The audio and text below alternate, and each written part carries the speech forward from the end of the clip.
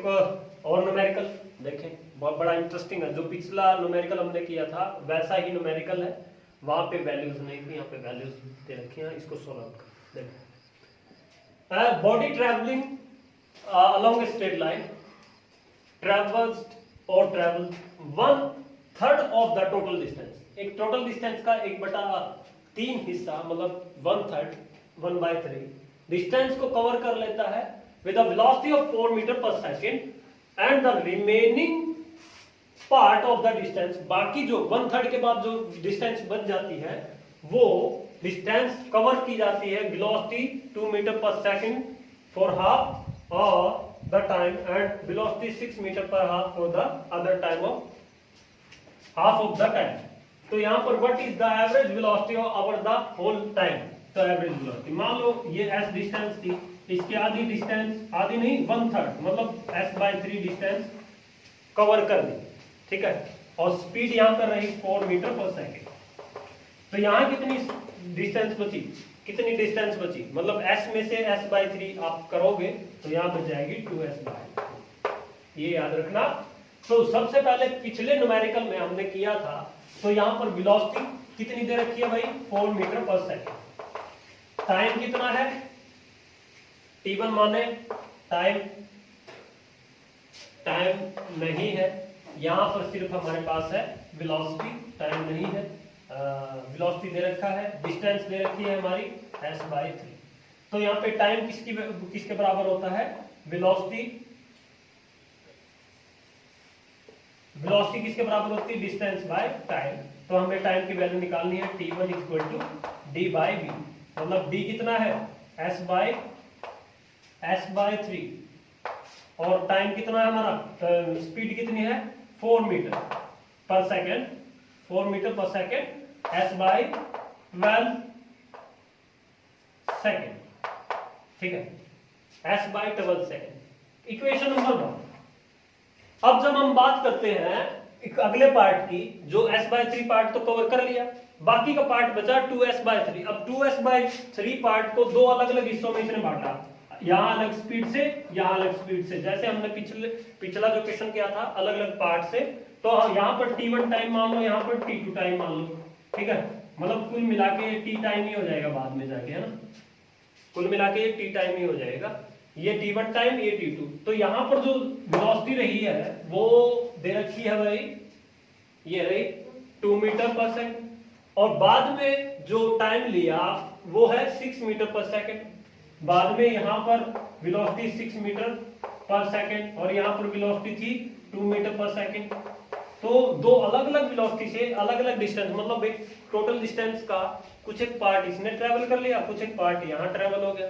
तो जो 2/3 डिस्टेंस थी, अब उसको ट्रेवल किया गया, मान लेते हैं कि भाई बच्चों देखो 2s/3 डिस्टेंस है, ये डिस्टेंस किसके बराबर रहेगी, सेम क्वांटिटी डायमेंशन के टाइम, उसमें हमने कन्वर्जन के टाइम में एक यूनिट दूसरे यूनिट में कन्वर्ट की थी।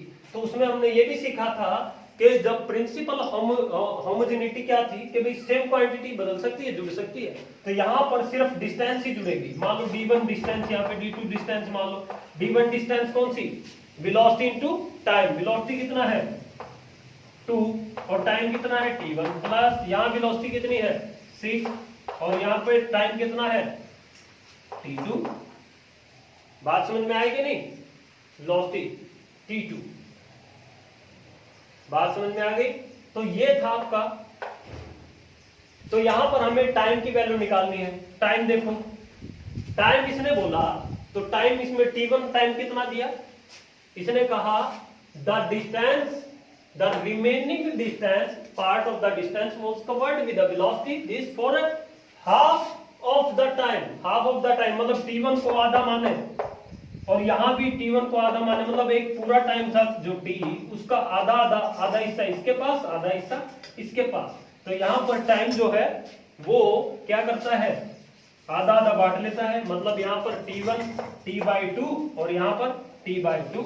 तो इन दोनों में से 2 बाहर आ जाएगा, कॉमन आ जाएगा, और 2 ऊपर से कॉमन आ गया तो यहाँ बचा t, और यहाँ 2 कॉमन आ गया तो यहाँ बच गया 3, यहाँ t बाहर गया भाई टी को भी बाहर लिख लो, ठीक है, टी को भी बाहर लिखो, 2 भी बाहर और टी भी बाहर, तो ये आ गया 2 से 2 कैंसिल, ये कितना आ गया 4t, तो यहाँ पे आ गया 4t। तो यहाँ पर t की वैल्यू फाइंड आउट करो, 2s/3 है, मतलब ये कि यहाँ पर जो 2s/3 है वो किसके बराबर है बच्चों, 4t के बराबर। t की वैल्यू निकालो यहाँ से, 4 इसके नीचे आ जाएगा, s/3 इंटू 2, 4 नीचे आ जाएगा, t आ जाएगा हमारे पास 2 से 2 कैंसिल, तो हमारे पास टाइम कितना आ गया बच्चों, यहाँ पर s/6 आ गया बच्चों, s/6 आ गया, ये याद रखना। तो t की वैल्यू आ गई। अब हमारे पास स्पेस की थोड़ी सी कमी आ गई है, तो इसको यहां से रब कर देता हूं। तो यहां पर देखो बच्चों, हमें निकालना था स्पीड, एवरेज स्पीड, तो एवरेज स्पीड किसके बराबर आ जाएगा, और एवरेज वेलोसिटी, ठीक है, एवरेज वेलोसिटी लिख देता हूं।